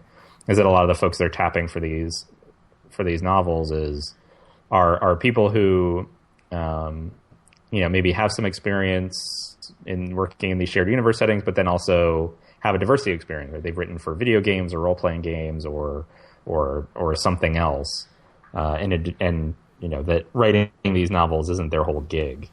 Right. So you mentioned Greg Rucka. So let's probably wrap up with an interview he did with StarWars.com about Shattered Empire, which is I can't remember if it's 4 or 5 issues that start soon-ish, that take place right after the Battle of Endor and Return of the Jedi. So we got a little more information about the story. This is gonna be about a husband and wife rebel team, or husband and wife who both work for the rebels. One, Kess is the husband, and Shara is the wife. They had some kind of like shipping company or something, and then A New Hope happened, and they had a baby around that time, and they're like, well, we want to make sure our baby, has a galaxy to grow up in that, is safe or whatever. So they went and joined the rebels. In terms of stylistically or philosophically even, he was saying that Star Wars Rebels is going to be a bit of an influence on how they tell the story. But then also that Endor and the Return of the Jedi is kind of the end of the beginning of the rebellion rather than like the end of the rebellion itself. So that, everything up between, I guess, Revenge of the Sith and Return of the Jedi is sort of that's like phase 1 of the rebellion. That's them still growing, and then they find these Death Stars and they destroy the Death Stars. But the Empire is still around, and so the rebellion has to figure out, like, okay, well, now we've killed the Emperor, but the Empire is still around. Now what are we doing? So that's sort of how they are envisioning sort of that relationship between the rebellion and the Empire, which is interesting because they're also then setting that for everyone else because they're the one telling the story. Right. And the other big question, I guess, that either attracted Rucka to the project or that he wanted to address was, after the Battle of Endor, after he fights the Emperor, how powerful is Luke anyway? Right? Because he starts off in A New Hope as he's, a good pilot, but he has good instincts, but that's kind of it. And then he grows and, he has a decent lightsaber duel with Darth Vader, but as Luke said with the prequels, like, well, Luke, Darth Vader was a sick old man. He wasn't the best. That wasn't the prime of the Jedi. The prequels are the prime of the Jedi, right? So Luke, could kind of hold his own against Darth Vader, but Darth Vader maybe wasn't as powerful as anyone. So what do you do with Luke now? Like, what can he do? What can't he do? Right. Like, do you make him this kind of supreme? Because and that was kind of the thing with the EU was. And with the Dark Empire series, is they kind of made him into this like super powerful guy who could do just about anything. But maybe that's not true. Maybe he still has a lot that he needs to learn, which I think is kind of an interesting idea and probably a more realistic idea now that it's been presented to me. Yeah, I mean that's the depictions of Luke, that Dark Empire, where he kind of touches on going to the dark side, which you can argue that's really how he defeated Vader and Jedi anyways. He touched into his anger. He actually right he used it and then he like rejected it, but he was going to die because he didn't actually have enough power on the light side to be able to defeat the Emperor, so he had to kind of acquiesce to the potential that maybe Vader would actually save him or whatever. And then they depict him in the comic books as being that all-powerful. But then when they kind of switched over, he became like this overgrown Boy Scout character where it was like he always said the right thing. He was always nice. He was always very placid. He was very kind of like wimpy. And it was always like you always felt like I would like some danger with this guy. It's like I want this guy, to occasionally come up against the fact that, I want something, but I'm a Jedi and I'm not supposed to want things. And that kind of what they hinted about Anakin, which they never were able to properly, imply. That it's like, he was kind of immature and he didn't understand why he couldn't have everything. And, Luke would have been more mature and he'd been through actually a bit more even than Anakin.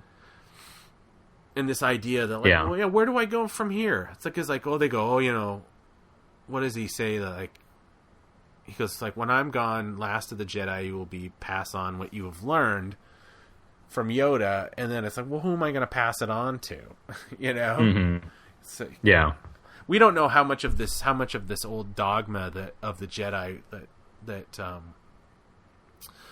that Luke got from Yoda, this idea like, feel the Force flowing through you, and then like off screen, which obviously would show up on these enhanced apps that don't exist yet, be like, oh, and by the way, you can never have a girlfriend. Like, what? Yeah, you can't get married. Yeah. What do you mean? It's like, yeah, you're going to be a monk. You're like a space monk. Oh, and by the way, it's like, we kind of screwed up. Your dad, he was on the right track, but we kind of basically let him hang out with the most evil guy, and like, what? Right. It's like, oh no. And we let him have this wife that people didn't know about, but enough people knew about it that. Yeah, do you think they knew that he had a wife? I mean, that's never really. In the Clone Wars, they were always careful to like hide it. And they certainly acted like no one knew.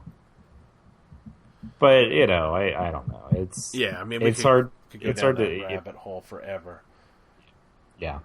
So anyway, we're close to probably wrapping up, but there's one last thing in there that I wanted to see what you thought of as a way to kind of close out, which is Rucka gave this quote about why Star Wars works, I guess.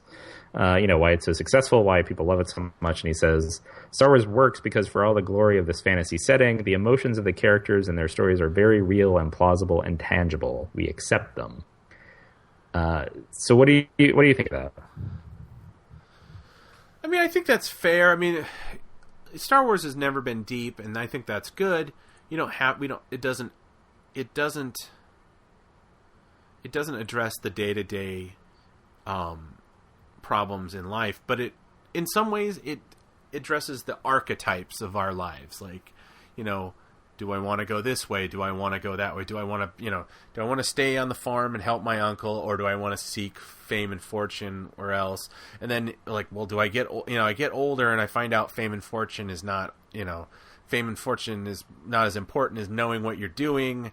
And then you get into school, which is like Jedi training. And then he's like, wait a second, there's something crazy going on. Can I just like take a year off from school and run into, it's these kind of things, love triangles and, I don't know, finding out your dad is the most evil guy in the galaxy. I mean, I guess some people have done that. I didn't have that happen, but some people find out like, hey, my dad's an asshole, which is kind of what Luke finds out at the end of Empire. There is some kind of there is always kind of a real, even though it's trussed up in, laser swords and droids and stuff, there is a kind of a real emotional center to Star Wars. At least the original 3. Yeah. I think Rucka's at least partly right, or maybe even mostly right. But I think it also speaks to the importance of the writing and the acting and making that happen. Right? Because when he talks about the emotions being kind of plausible and real, like you have to, the way you're writing it, you have to be able to get in and think about, okay, what would this, we've set up this character as this kind of person. So when they're in the moment, how are they going to act? How are they going to react? But some of that comes from the actors too, right? And they have to have the ability to sort of think that way. Not that I'm like a huge person who thinks everyone should be like a method actor, or that, you need to, you are your character or whatever, but you need to be able to say like, okay, you need to be able to do essentially what the original trilogy actors kind of did, which is say like, hey, George, this sucks. I'm not going to say it this way. Like, or my character wouldn't do it this way. I'm going to do it this way instead. Yeah. And so I think, that's kind of, I think Rucka is kind of right in the big picture about sort of why Star Wars works, I guess. I guess the first thing I'll say is I don't know why that's necessarily unique to Star Wars.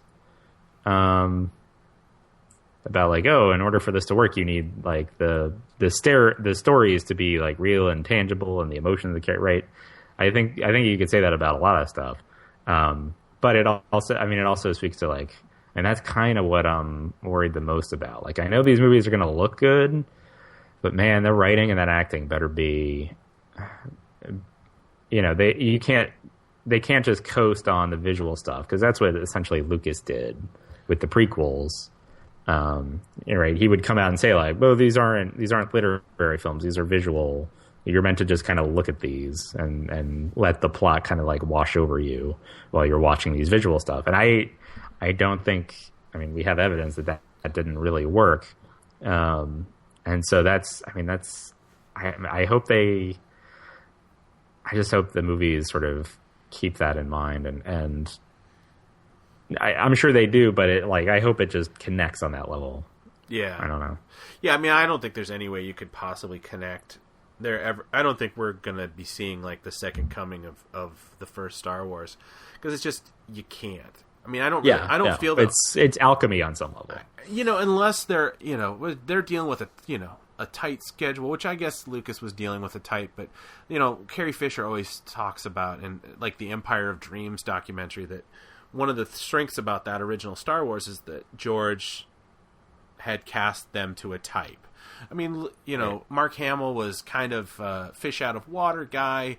He'd gone to high school in Japan, and he came back to the States, and he was, he was on the Bill Cosby show, and he was on the Partridge Family, and he did like a dog food commercial, and it was like he hadn't really, it's not like John Boyega, he comes out and we all know, he's been on 24 and he's got, we know what he's done and we know what he's going to be doing. And it's like, he's an actor and he's already now become the ambassador of these movies in some respect, more than any of the other, him and Daisy Ridley have kind of become the ambassadors of this movie, even though they're not allowed to say anything. Right. And then it's like, well, I will say this, Daisy Ridley hasn't done a lot. And John Boyega hasn't done a lot, because it's like he was in the Attack the Block, which I don't think a lot of people have seen. And right. So in some ways they're both 23 years old. Whereas, an Oscar Isaac, who, he's like 36 years old, and he's kind of more of that Harrison Ford kind of, I've been around we've seen Harrison Ford was in, maybe he was, I guess, American Graffiti or whatever. I guess he'd been in a few things, but he's more, Oscar Isaac's more of an established actor. It's more. I think it's almost like you could say there's going to be more acting in this movie than just raw emotion. Where it's like, a lot of the great things is like these guys kind of coasted on, like, well, that's kind of who I am.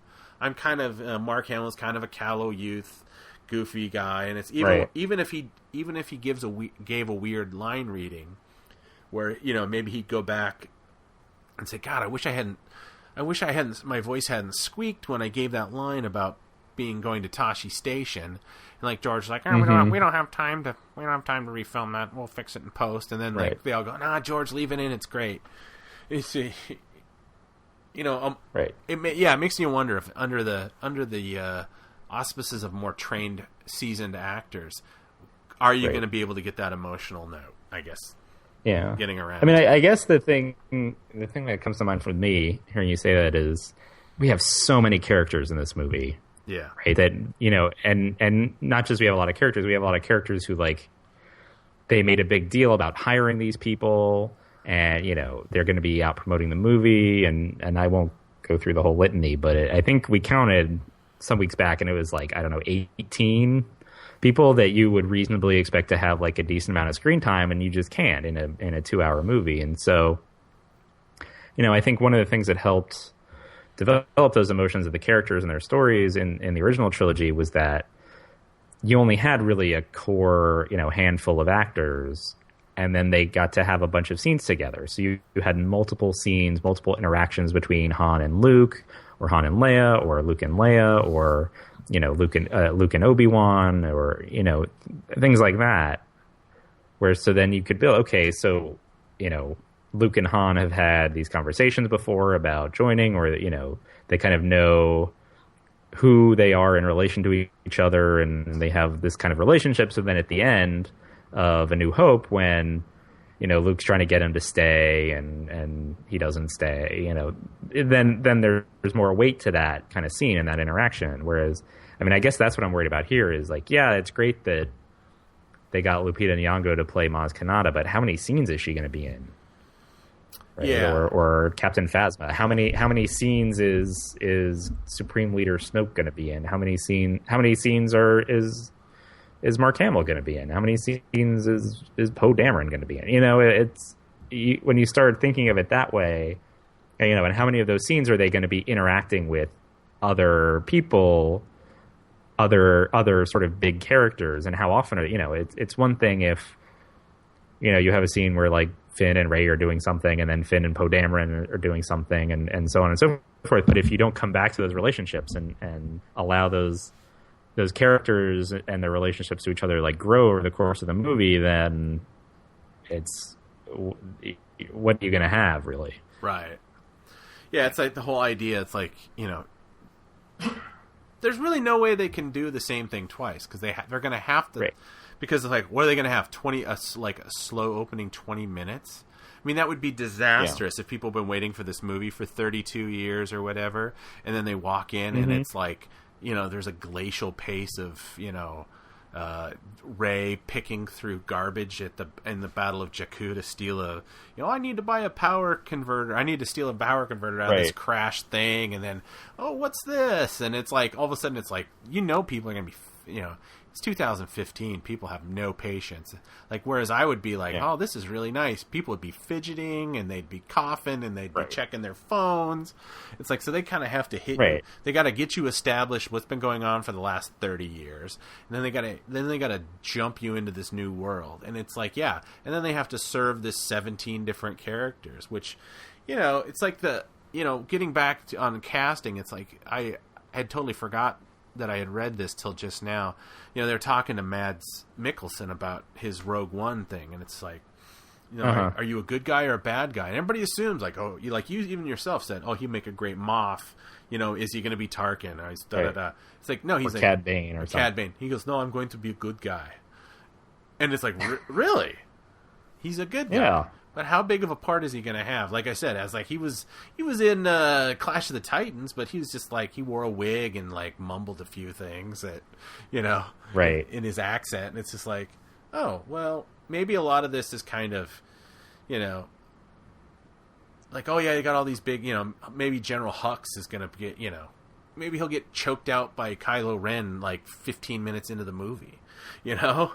It's like, all this buildup of him being in this movie, and it's like, he doesn't have a very big part. I mean, I noticed that everybody's. I mean, we've never even talked about what's her face, Carrie Fisher's daughter. And she had made that withering remark about having a small role, and it's like, well, that's about as much as he. I don't know. It's right. There are so many people in this movie. The closest thing I can think of, or maybe like the best case scenario, is like a Robert Altman movie where you have like a bunch of characters and you spend like kind of little bits of time with them here and there, and they're talking to like all these other people. That's like the best case scenario, and that certainly would be different for a Star Wars movie and maybe even interesting, I guess. But I don't know how you build those like big action sequences and dogfights, TIE fighters chasing the Millennium Falcon. I don't know how you build those into that kind of structure.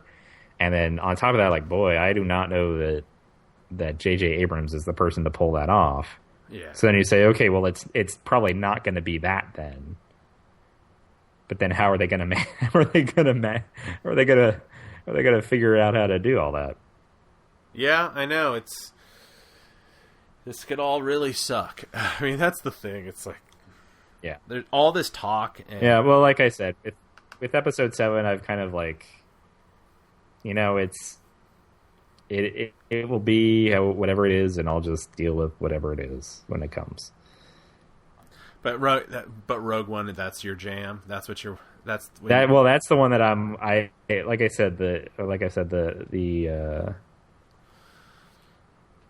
the what are they called? I guess the like episode numbers. Those are the ones I'm like, yeah, whatever. Like if they're good, great. If they're not good, fine. I'll move on. The anthology ones, though, I'm like more on edge or worried about. Like those, like Rogue One looks like it could be really good, but I don't like. They also could really screw this up, and that's the one that I have more like emotional uncertainty about.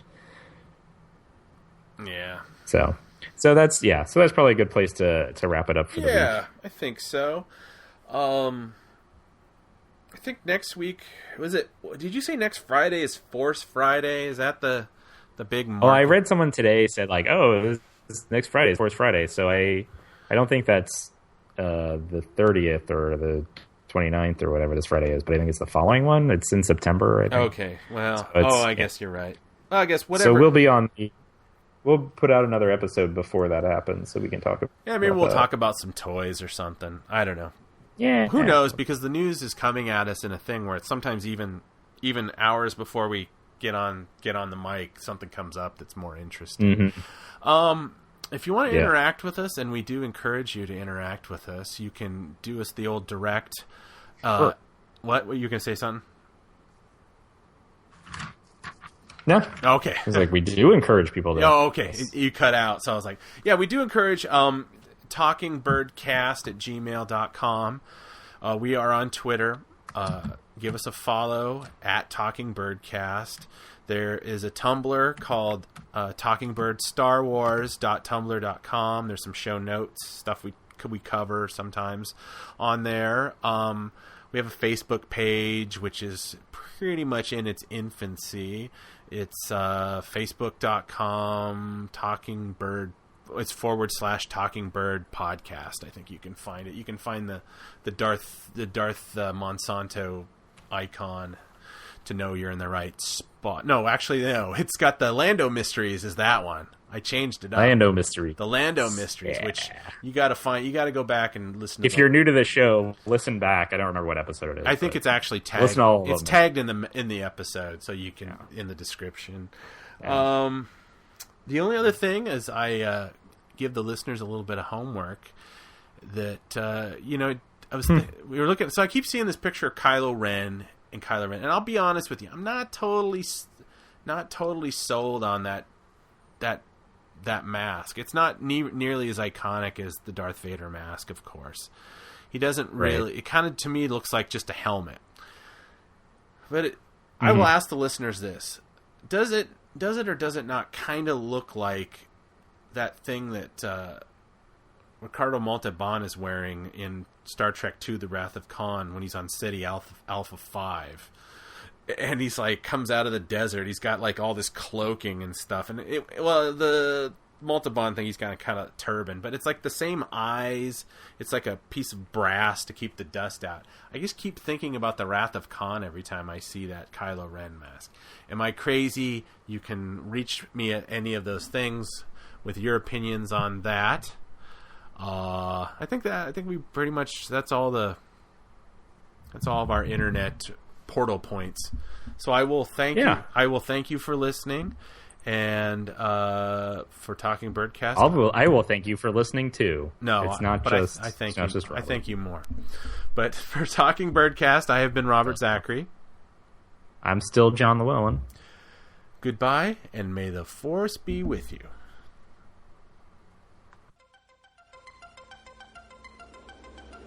Hello? Hello? Hello? Anybody there? Why? It's a museum. I've always felt at home in museums. Giant robot.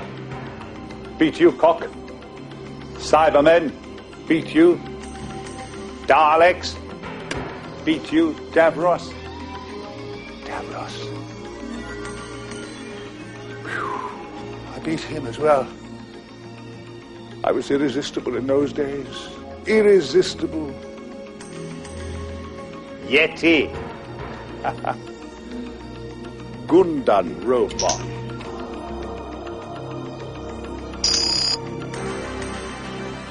No. Vervoid.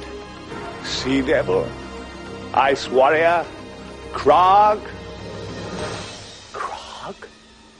Shada! The untransmitted story. Why wasn't it transmitted? No. Of course we didn't finish it. Starring Dennis Carey and Christopher Neame, written by Douglas Adams. I thought it was a very good script. And there was an invisible spaceship. Douglas said anyone can design a visible spaceship, but to design an invisible spaceship, that needs imagination. I think he said that, or did he say... I think he said genius. Yes, he said genius. Poor old Douglas. I wonder what became of him. That's right, Cambridge. About 1979. Punting on the cam. There was a choir on the corner as I biked by, singing Fauré's Requiem or some train song or other. Daniel Hill. I'd heard he'd become the manager of an old people's home, or maybe he went into an old people's home, I can't remember. Or maybe he was always old, I don't know. And Victoria Burgoyne, it was her first television, and when she heard it was cancelled, she was so unhappy. She cried a lot. We all cried a lot. We were very sad. Shada. Shada. Shada.